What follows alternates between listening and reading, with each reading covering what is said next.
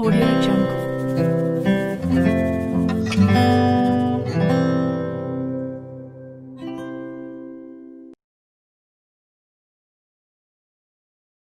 નમસ્કાર વિદ્યાર્થી મિત્રો, શ્રી બીબીએન પીબી હિરપરા કન્યા વિદ્યાલય કાલાવડ વતી આપનું આ ઓનલાઈન લેક્ચરમાં હાર્દિક સ્વાગત કરું છું.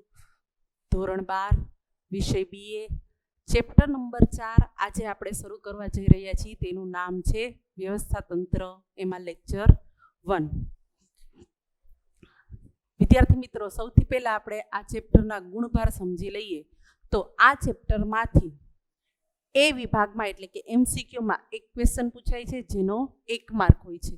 ત્યાર પછી વિભાગ બી કે જે 1-2 વાક્યનો છે એમાં એક ક્વેશ્ચન પૂછાય છે જેના 1 માર્ક છે. વિભાગ સી કે જે ટૂંકમાં ઉત્તર આપો એમાં એક ક્વેશ્ચન પૂછાય છે જેના 2 માર્ક છે. અને વિભાગ ડી કે મુદ્દાસર ઉત્તર આપો એમાં 2 ક્વેશ્ચન પૂછાય છે જેના માર્ક છે 6. એટલે કે આમાંથી 5 ક્વેશ્ચન નીકળે છે જેના ગુણભાર છે 10. હવે આપણે સૌથી પહેલા તો વ્યવસ્થા તંત્ર એટલે શું એના વિશે વાત કરીએ કે આયોજન દ્વારા એકમના ધ્યેય સુનિશ્ચિત કરવામાં આવે છે. એટલે કે આની પહેલાનું ચેપ્ટર આપણે જોયેલું છે કે આયોજન દ્વારા શું કરવામાં આવે છે, તો કે એકમ છે એ કયા ધ્યેય માટે સ્થાપના કરવામાં આવેલી છે તે નક્કી કરવામાં આવે છે.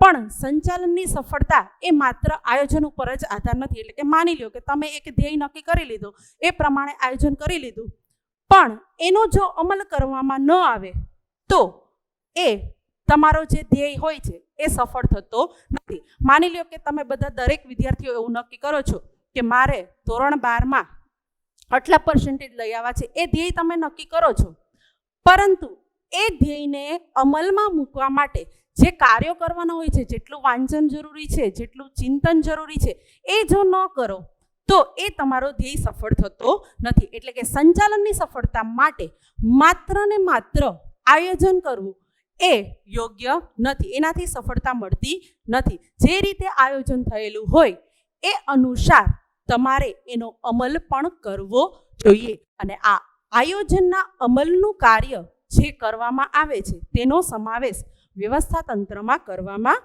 આવે છે. આયોજનના અસરકારક અમલ અને ધ્યેયની સિદ્ધિ માટે જે વહીવટી માળખું રચવામાં આવે છે તેને વ્યવસ્થા તંત્ર કહેવામાં આવે છે. એટલે કે આયોજનના અમલ વખતે માની લ્યો કે ધંધાકીય એકમમાં સૌથી પહેલા શરૂઆત માલિકો દ્વારા થાય છે. ત્યાર પછી માલિકો છે એ સંચાલકોની નિમણૂક કરે છે, સંચાલકો છે એની નીચેના અધિકારીઓની નિમણૂક કરે છે, એ એની નીચેના વિભાગીય અધિકારીઓની નિમણૂક કરે છે, અને એની નીચે આવે છે કર્મચારીઓ. તો આ રીતે આયોજનની સફળતા માટે જે વહીવટી માળખું તૈયાર થાય છે તેનો સમાવેશ છે એ વ્યવસ્થા તંત્રમાં કરવામાં આવે છે. જ્યારે સમાન ધ્યેયની સિદ્ધિ માટે એક કરતાં વધુ વ્યક્તિઓ કામ કરતા હોય ત્યારે એકમમાં અસરકારક વ્યવસ્થા તંત્રની આવશ્યકતા રહે છે. એટલે કે વ્યવસ્થા તંત્રની જરૂર કઈ જગ્યાએ પડે છે, તો કે જ્યાં એક જ સમાન ધ્યેય માટે 2 કે તેથી વધુ વ્યક્તિઓ જોડાયેલા હોય ત્યાં કયું વ્યક્તિ કયું કાર્ય કરશે એની સત્તા અને જવાબદારીની સોંપણી કરવા માટે વ્યવસ્થા તંત્રની જરૂર પડે છે. એકમની ધ્યેય સિદ્ધિ અને કાર્ય સફળતાનો આધાર એકમના કર્મચારીઓ વચ્ચે કાર્યોની સ્પષ્ટ વહેંચણી, સત્તા અને જવાબદારીનું વિભાજન, સત્તાની સોંપણી જેવી બાબતો પર રહેલો છે. એટલે કે એકમે જે ધ્યેય નક્કી કરેલો છે એ ધ્યેયની સફળતાનો આધાર કોની ઉપર રહેલો છે, તો કે કર્મચારીઓ વચ્ચે આ જે સત્તા અને જવાબદારીની સોંપણી કઈ રીતે થાય છે, કઈ રીતે કાર્ય કરે છે એના ઉપર રહેલો છે. સંચાલનની પ્રક્રિયામાં જે હેતુઓ સુનિશ્ચિત થાય છે તેને વિધિસર રીતે અમલમાં મૂકવા માટે વ્યવસ્થા તંત્ર અનિવાર્ય છે. એટલે કે સંચાલનમાં સૌથી પહેલું જ કાર્ય છે આયોજન. આયોજન દ્વારા ધ્યેય નક્કી કરવામાં આવે છે, પણ આ ધ્યેયની સફળતાનો આધાર છે એના માટે વ્યવસ્થા તંત્ર છે એ શું છે, જરૂરી છે. તેથી જ કહેવાય છે કે આયોજન એ ધંધાકીય સાહસનું મગજ છે, સંકલન એ પ્રાણ છે અને વ્યવસ્થા તંત્ર એ તેનું શરીર છે. એટલે કે આપણે કહીએ છીએ કે જે ધંધાકીય સાહસ છે એ મગજ છે, એટલે કે ધંધાકીય સાહસ જે માનવ શરીરમાં મગજ છે એ કયું કાર્ય ક્યારે કરવું એ નક્કી કરે છે, પણ એનો અમલ તો કોના દ્વારા થાય છે? શરીર દ્વારા થાય છે. એટલે કે ધંધાકીય સાહસમાં પણ ધ્યેય નક્કી કરવાનું કામ છે એ એકમ દ્વારા થાય છે, એટલે કે આયોજનમાં થાય છે. પરંતુ એ કાર્યને અમલમાં મૂકવાનું કાર્ય કોણ કરે છે? વ્યવસ્થા તંત્ર કરે છે. હવે વિદ્યાર્થી મિત્રો આપણે વ્યવસ્થા તંત્રનો અર્થ જોઈએ તો કે સામાન્ય શબ્દોમાં કહીએ તો સમાન ધ્યેય સિદ્ધ કરવા પ્રવૃત્ત થયેલી વ્યક્તિઓ વચ્ચે એક સમાન ધ્યેય સિદ્ધ કરવા માટે પ્રવૃત્ત એટલે કે કાર્ય કરવા માટે જે વ્યક્તિઓ ભેગી થયેલી છે તેમની વચ્ચે સત્તા અને જવાબદારીની વહેંચણી કરતું માળખું એટલે વ્યવસ્થા તંત્ર. જેમ આપણે અહીંયા જોયું કે એક કરતાં વધુ વ્યક્તિઓ જ્યાં ભેગી મળે છે ત્યાં આવી રીતે પેલા માલિક, પછી સંચાલકો, પછી અધિકારીઓ, એની નીચે વિભાગીય અધિકારીઓ અને છેલ્લે અધિકારીઓ. એટલે કે આ જે વહીવટી આખું માળખું રચાય છે કે જે માલિક દ્વારા સંચાલકોને સત્તા આપવામાં આવે છે, સંચાલકો દ્વારા અધિકારીઓ દ્વારા વિભાગીય અધિકારીઓ, ત્યારથી કર્મચારી. આ જે સત્તા અને જવાબદારીની વહેંચણી કરવામાં આવે છે એ વહેંચણી કરતું માળખું એટલે જ વ્યવસ્થા તંત્ર. વ્યાખ્યા જોઈ લઈએ. સૌથી સહેલી વ્યાખ્યા આપેલી છે ચેસ્ટર આઈ બર્નાર્ડ કે વ્યવસ્થા તંત્રની જરૂર જ ક્યાં પડે છે એ ધ્યાનમાં રાખીને જો તમે આ વ્યાખ્યા જોશો તો સહેલી લાગશે કે બે કે તેથી વધુ વ્યક્તિઓના સહકાર દ્વારા થતી પ્રવૃત્તિ એટલે વ્યવસ્થા તંત્ર. જેમ કે કોઈ એકલી વ્યક્તિ દ્વારા ધંધાકીય એકમની તમામે તમામ પ્રવૃત્તિ કરવામાં આવશે તો ત્યાં સત્તા અને જવાબદારીની વહેંચણીની જરૂર રહેતી નથી. પણ વ્યવસ્થા તંત્રની જરૂર ક્યાં પડે છે તો કે બે કે તેથી વધુ વ્યક્તિઓના સહકાર દ્વારા જ્યારે પ્રવૃત્તિ કરવામાં આવે ત્યારે વ્યવસ્થા તંત્રની જરૂર પડે છે. બીજી વ્યાખ્યા આપેલી છે લુઈસ એલન. જ્યારે એક્ઝામમાં તમને સ્પષ્ટ સૂચના આપેલી હોય કે લુઈસ એલનના મતે વ્યવસ્થા તંત્રની વ્યાખ્યા આપો તો તમારે ફરજિયાતપણે આ જ લખવાની થાય છે. તો કે વ્યવસ્થા તંત્ર એટલે શું? તો કે વ્યવસ્થા તંત્ર એ એવી પ્રક્રિયા છે કે જેમાં નિશ્ચિત હેતુઓ સિદ્ધ કરવા માટે લોકો વધુમાં વધુ અસરકારક રીતે કાર્ય કરી શકે. એટલે કે વ્યવસ્થા તંત્ર એક પ્રક્રિયા છે કે જેમાં સમાન હેતુઓ સિદ્ધ કરવા માટે વધુમાં વધુ લોકો ભેગા થયા હોય અને એ પોતાનું જે કાર્ય છે એ સારી રીતે કરી શકે તે હેતુથી સૌથી પહેલા તો કાર્યની સ્પષ્ટતા કરવી કે આપણા જે ધંધાકીય એકમના ધ્યેયો છે એ ધ્યેયને સિદ્ધ કરવા માટે કયા કયા કાર્યો કરવાના છે એ કાર્યનું વર્ગીકરણ કરવાની. વર્ગીકરણ એટલે કે કયું કાર્ય કોને કરવાનું છે એ નક્કી કરવું. ત્યાર પછી જવાબદારી અને સત્તાની સોંપણી કરવી. એ કાર્યનું વિભાજન કર્યું. હવે એ કાર્યના વિભાજન અનુસાર દરેકે દરેક અધિકારીને એ કાર્ય સંભાળવાની જવાબદારી અને સત્તાની સોંપણી કરવાની તેમજ સંબંધો સ્થાપવાની પ્રક્રિયા એટલે વ્યવસ્થા તંત્ર. ફરી એકવાર જોઈ લઈએ કે વ્યવસ્થા તંત્ર એ એવી પ્રક્રિયા છે કે જેમાં નિશ્ચિત હેતુઓ જે ધંધાકીય એકમના હેતુઓ નક્કી કરેલા છે તે હેતુઓ સિદ્ધ કરવા માટે લોકો વધુમાં વધુ અસરકારક રીતે કાર્ય કરી શકે તે હેતુથી કાર્યની સ્પષ્ટતા કરવી, તેનું વર્ગીકરણ કરવું, જવાબદારી અને સત્તાની સોંપણી કરવી અને એ જવાબદારી અને સત્તાની સોંપણી કર્યા બાદ એ કોને જવાબદાર છે એટલે કે સંબંધો સ્થાપવાની પ્રક્રિયા છે. વિદ્યાર્થી મિત્રો 3 માર્કમાં ક્વેશ્ચન પૂછાય છે કે વ્યવસ્થા તંત્રનો અર્થ આપી તેની લાક્ષણિકતાઓ જણાવો. તો સૌથી પહેલું છે ધ્યેયલક્ષી પ્રવૃત્તિ. તો કે વ્યવસ્થા તંત્રનો આધાર જ વ્યવસ્થા તંત્રની રચના જ કોના દ્વારા કરવામાં આવે છે તો કે આયોજનમાં જે એકમના ધ્યેય નક્કી થયેલા હોય તે અનુસાર જ વ્યવસ્થા તંત્રની રચના કરવામાં આવે છે. હવે વ્યવસ્થા તંત્રમાં સૌથી પહેલા તો એકમના હેતુઓ, ત્યાર પછી દરેકે દરેક વિભાગવાર પણ હેતુઓ આપવામાં આવે છે કે એણે આ કાર્ય કરવાનું રહે છે. એટલે કે એકમના હેતુઓ, વિભાગના હેતુઓ તથા ધંધાકીય એકમમાં જે કર્મચારી કામ કરે છે તે કર્મચારીના વ્યક્તિગત હેતુઓ પણ હોય છે. તો આ ત્રણ હેતુઓનું સંકલન જેમાં કરવામાં આવે છે તેવી રચના વ્યવસ્થા તંત્રમાં કરવામાં આવે છે. એટલા માટે વ્યવસ્થા તંત્રને ધ્યેયલક્ષી પ્રવૃત્તિ કહેવામાં આવે છે. બીજું છે આયોજન પર આધારિત. એટલે કે વ્યવસ્થા તંત્રની તમારે રચના કરવી હોય તો સૌથી પહેલા તમારી ધંધાકીય એકમમાં આયોજન એટલે કે ધ્યેય નક્કી થયેલા હોય. જો ધ્યેય નક્કી થયેલા હશે તો તે મુજબ જ કયું વ્યવસ્થા તંત્ર આ આયોજનને સુસંગત છે એ નક્કી કરી શકાય છે.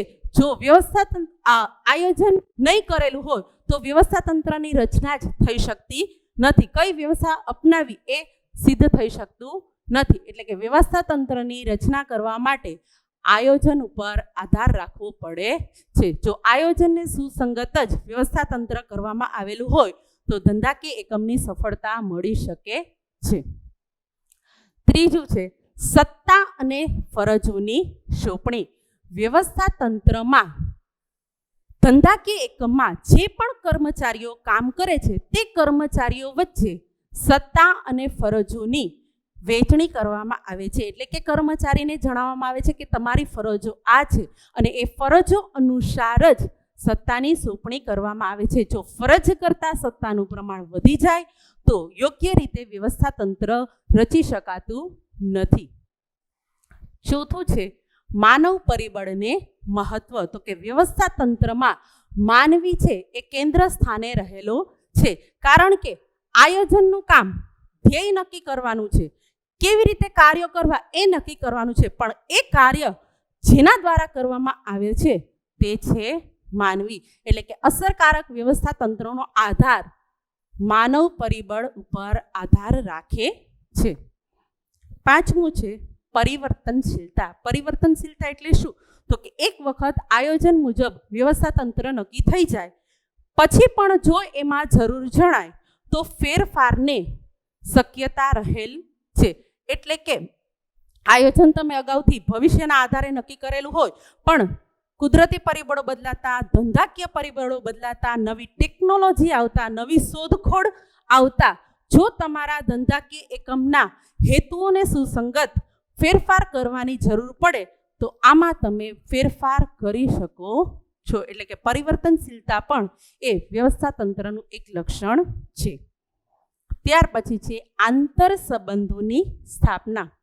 વ્યવસ્થા તંત્રમાં કાર્ય, હોદ્દાઓ અને વિભાગો અનુસાર સંબંધોની સ્થાપના નક્કી કરવામાં આવે છે. એટલે કે કાર્ય અનુસાર આ કાર્ય છે એ કયા વિભાગમાં આવશે, એ કાર્ય કરવા માટે હોદ્દો કોણ ધરાવશે.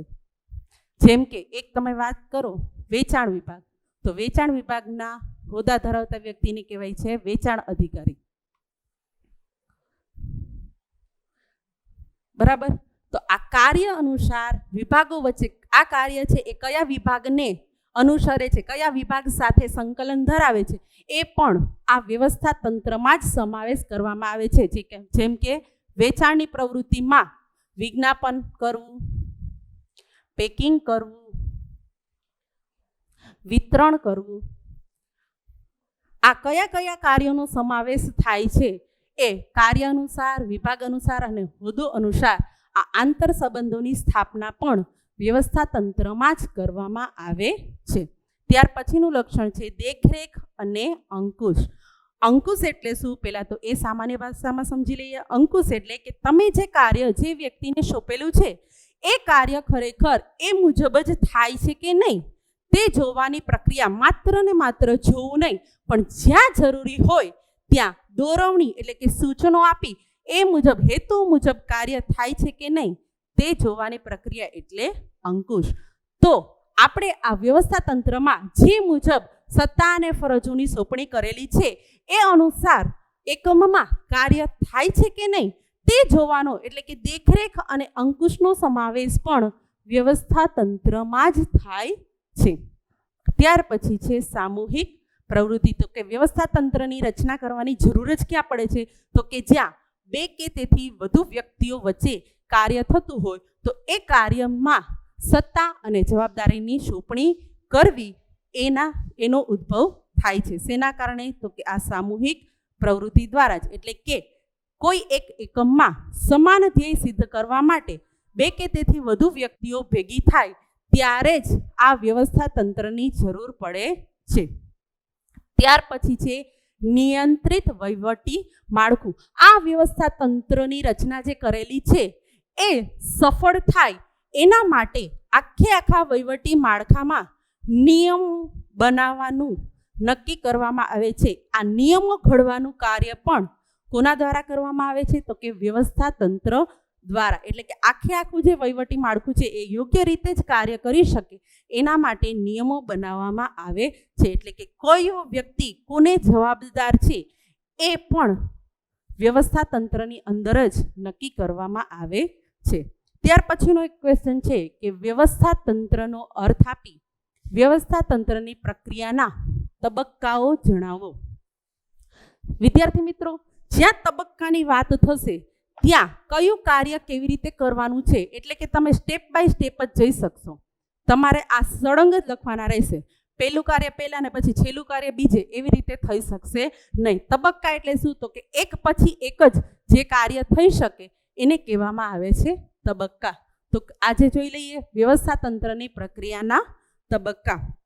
વ્યવસ્થા તંત્રની રચના એ એક વૈજ્ઞાનિક પ્રક્રિયા છે જેમાં પીટર એફ ડ્રકરે વ્યાખ્યા આપેલી છે કે અયોગ્ય રીતે રચાયેલું વ્યવસ્થા તંત્ર લાંબો સમય ટકી શકે નહીં અને તેવી રીતે રચાયેલ વ્યવસ્થા તંત્રની સાથે એકમ પણ ધીરે ધીરે નાશ પામે છે તેમ પીટર એફ ડ્રકર જણાવે છે.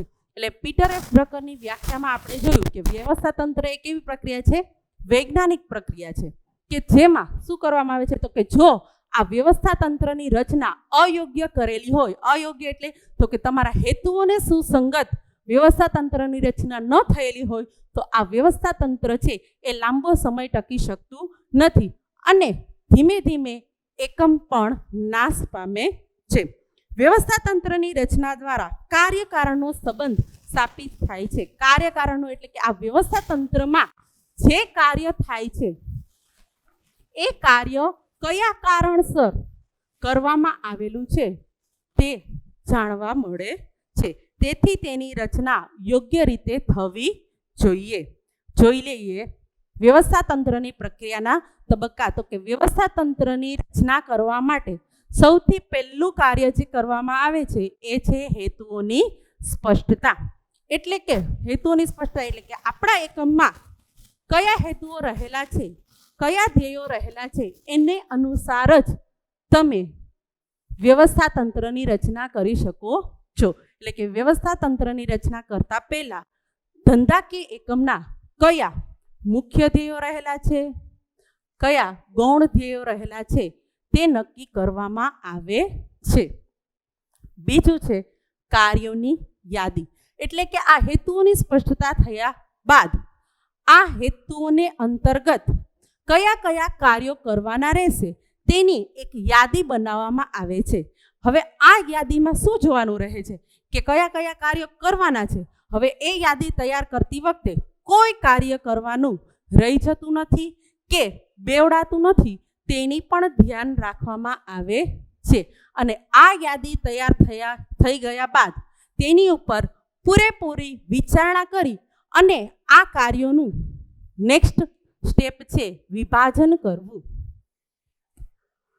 સૌથી પહેલું કાર્ય જોયું હેતુઓની સ્પષ્ટતા કરવી. આપણા ધંધાકીય એકમની સ્થાપના કયા હેતુને સિદ્ધ કરવા માટે થયેલી છે એ હેતુઓ સિદ્ધ કરવા. એ હેતુઓને આધારિત હવે આપણા એકમને કયા કયા કાર્યો કરવાની જરૂર રહેશે એ કાર્યોની યાદી તૈયાર કરવાની. એ કાર્યોની યાદી તૈયાર થઈ ગયા બાદ કાર્યોનું વિભાગીકરણ કરવું. કાર્યોનું વિભાગીકરણ કરવું એટલે શું? તો કે આ કાર્યોમાં જે યાદી છે એ યાદીનું જો એકને એક કાર્ય છે એ કયા વિભાગમાં લાગુ પડે છે એ પ્રમાણે વિભાગીકરણ કરવું. જેમ કે ખરીદ વિભાગમાં કયા કયા કાર્યોનો સમાવેશ થાય છે, વેચાણ વિભાગમાં કયા કયા કાર્યોનો સમાવેશ થાય છે, એ રીતે કાર્યોનું વિભાગીકરણ કરવું. હવે આ કાર્યોનું વિભાગીકરણ છે એ કાર્યાનુસાર પણ થઈ શકે, એકમ અનુસાર પણ થઈ શકે અને ભૌગોલિક વિસ્તાર અનુસાર પણ થઈ શકે.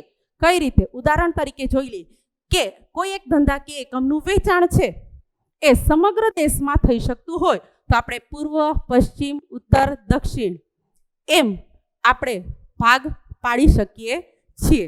ત્યાર પછી કાર્યાનુસાર કરવાનું હોય તો માની લ્યો કે વેચાણ વિભાગમાં કયા કયા કાર્યો થાય? તો કે વિજ્ઞાપનનું કાર્ય, વિતરણનું કાર્ય,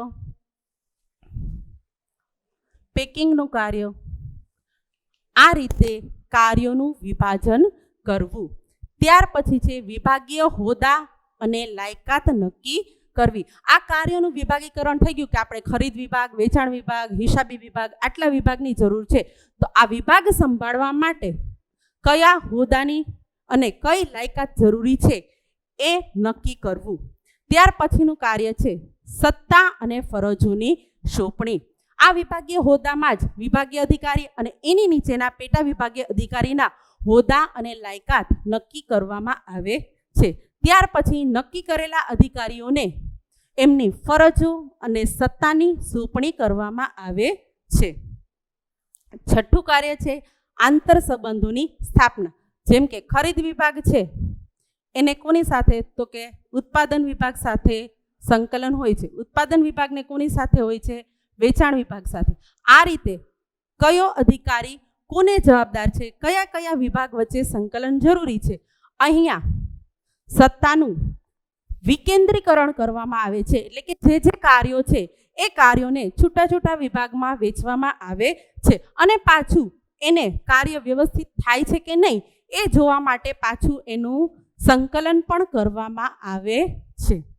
ત્યાર પછી છે વ્યવસ્થા તંત્રનો નકશો તૈયાર કરવો. એટલે કે ધંધાકીય એકમમાં જે કર્મચારીઓ છે એ કર્મચારીઓનું પોતાનું સ્થાન શું છે તે જાણવા માટે વ્યવસ્થા તંત્રનો નકશો તૈયાર કરવો અને આ નકશો છે એ ધંધાકીય એકમના નોટિસ બોર્ડ ઉપર લગાવવો એ એનું છેલ્લું કાર્ય છે. જોઈ લઈએ વ્યવસ્થા તંત્રની પ્રક્રિયાના તબક્કા. સૌથી પહેલા હેતુની સ્પષ્ટતા, કાર્યોની યાદી, કાર્યોનું વિભાગીકરણ, વિભાગીય હોદ્દા અને લાયકાત નક્કી કરવી, સત્તા અને ફરજોની સોંપણી, આંતર સંબંધોની સ્થાપના અને લાસ્ટ છે વ્યવસ્થા તંત્રનો નકશો તૈયાર કરવો.